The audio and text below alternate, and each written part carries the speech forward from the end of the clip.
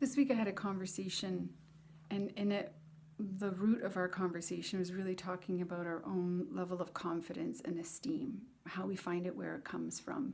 When we see people who have it, we ask them about it because we want it. We want to know what that is like. And this was the conversation I was engaged in this week, is they had asked me, how did you get that? How did you find that?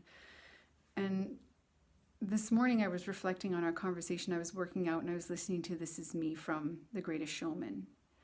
And the words that really struck me were, when the sharpest words want to cut me down.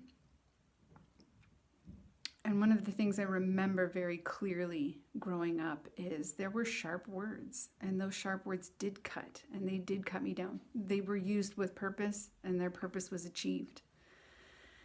And some moments in my childhood, I allowed those words to cut me down. Some moments in my childhood, I stood up to them and denied them their power. And what felt better as a kid was, of course, standing up to them and denying them their power. And as a kid, some of the impacts of doing that was not having friends, getting disciplined by a parent. And so there was suffering that occurred within that space. Perceived suffering. Because here's the thing that along my evolutionary journey I have learned the most, is that it is a greater level of suffering to drown yourself out, to not step into who you are, to have the haircut, the clothes, the makeup, the personality that other people want you to have so they can feel better. It's exhausting to be in that space. It's also a tremendous amount of suffering to be in that space. And so confidence today, for me, is about all of the internal work to overcome all of that as being more important than what was here and what is here.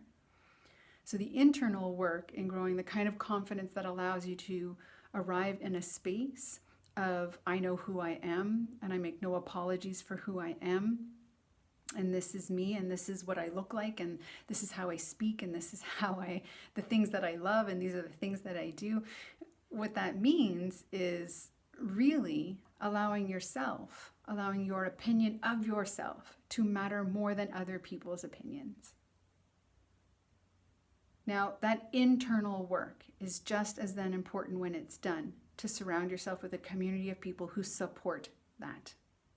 Because yes, we're community-driven people. We absolutely need the support and acknowledgement and validation of other people. It's part of it. But that won't ever solve the internal struggle. You must do this internal work, and then the external work. The external becomes the gravy on top. And also, sometimes it's the external support that encourages us to do the internal. It isn't an either or, it's an and both.